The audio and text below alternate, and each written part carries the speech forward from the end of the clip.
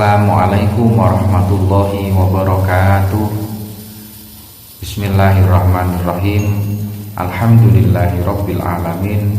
Wa bihi nasta'in wa ala umuri dunya waddin. Wassalatu wassalamu ala asrafil anbiya'i wal mursalin sayyidina wa maulana Muhammadin wa ala alihi wa ashabihi ajmain, amma ba'd.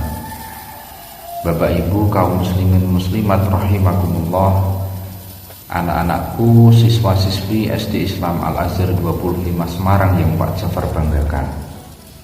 Semoga kita semua senantiasa dalam lindungan Allah Subhanahu wa Ta'ala, diberikan kesehatan, kekuatan, keistiqomahan dalam melaksanakan berbagai macam ibadah di bulan suci Ramadan ini. Anak-anakku sekalian, beberapa waktu yang lalu kalian dengan Pak Jafar pernah belajar tentang macam-macam najis dan cara mensucikannya. Tentunya kalian masih ingat bahwa najis itu dibagi menjadi 3. Yang pertama najis ringan atau najis mukhafafah, yaitu najis yang berasal dari air kencingnya bayi laki-laki yang belum berumur 2 tahun dan belum makan apa-apa kecuali ASI. Najis ini bisa suci dengan cara disiram dengan air yang suci. Yang kedua adalah najis sedang atau najis mutawasitoh. Najis ini berasal dari segala macam kotoran hewan kecuali anjing dan babi, kotoran manusia, darah, nanah, bangkai, minuman keras.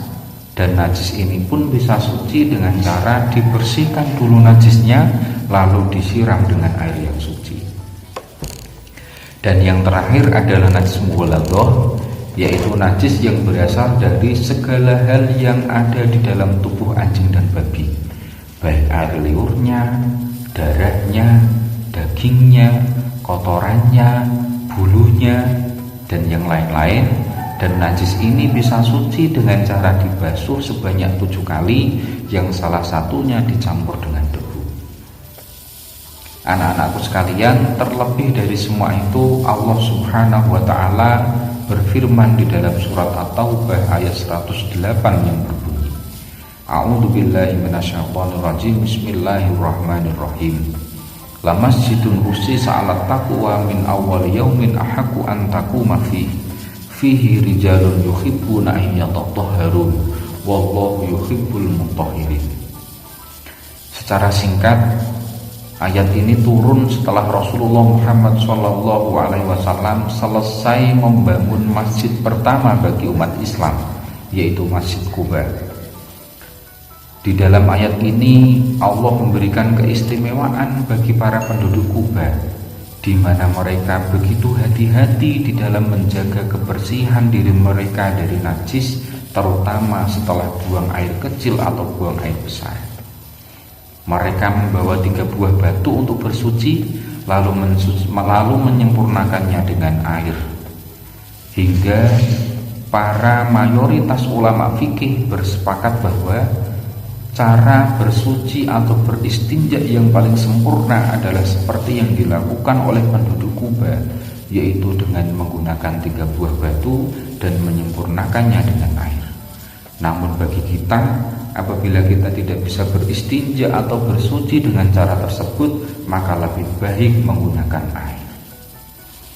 Anak-anakku sekalian, dari ayat tersebut secara tidak langsung Allah Subhanahu wa Ta'ala memerintahkan pada kita untuk menjaga diri kita dari berbagai macam najis, terutama setelah kita buang air kecil atau air besar, setelah kita kencing atau berak.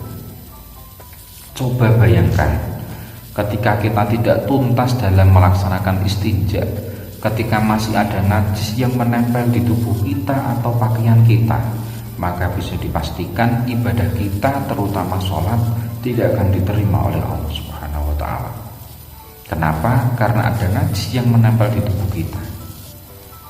Lebih parah lagi, bila ada percikan air kencing yang menempel di kaki kita, lalu kita keluar dari kamar mandi, kita jalan ke sana kemari ke berbagai sudut rumah, maka bisa dipastikan pula najis itu akan menyebar kemana-mana. Dan ketika kita sholat di rumah itu, maka sholat kita tidak akan diterima oleh Allah Subhanahu wa Ta'ala. Waktu itu Rasulullah Muhammad SAW pernah berjalan-jalan dengan sahabatnya. Di tengah perjalanan Rasulullah berhenti di sebuah makam.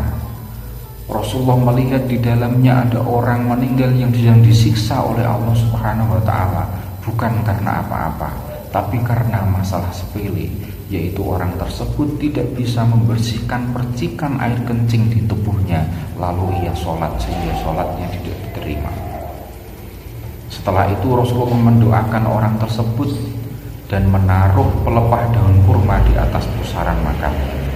Setelah itu Rasulullah bersabda dalam sebuah hadisnya yang berbunyi, "Istanzahu minal bauli fa inna amata adabal qabri minhu," yang artinya bersihkanlah kamu dari berbagai macam air kencing, karena umumnya siksaan api neraka berasal darinya.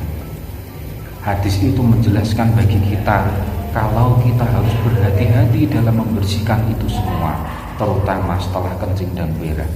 Kita pastikan semuanya terbasuh dengan air yang suci. Kita pastikan tidak ada najis yang menempel di tubuh kita, apalagi pakaian kita. Sehingga setelah itu kita bisa melaksanakan berbagai macam ibadah, terutama sholat dengan baik, dan insya Allah diterima oleh Allah Subhanahu wa Ta'ala. Demikian yang bisa Pak Jafar sampaikan. Intinya kita harus bisa menjaga diri kita dari berbagai macam najis dan kotoran, sehingga insya Allah ketika tubuh kita bersih dari berbagai macam najis, maka semua hal yang kita lakukan, terutama ibadah, akan diterima oleh Allah Subhanahu wa Ta'ala. Semoga bermanfaat dan semoga kita semua dalam lindungan Allah Subhanahu wa Ta'ala. Amin amin ya rabbal alamin. Wal afu minkum. Assalamualaikum warahmatullahi wabarakatuh.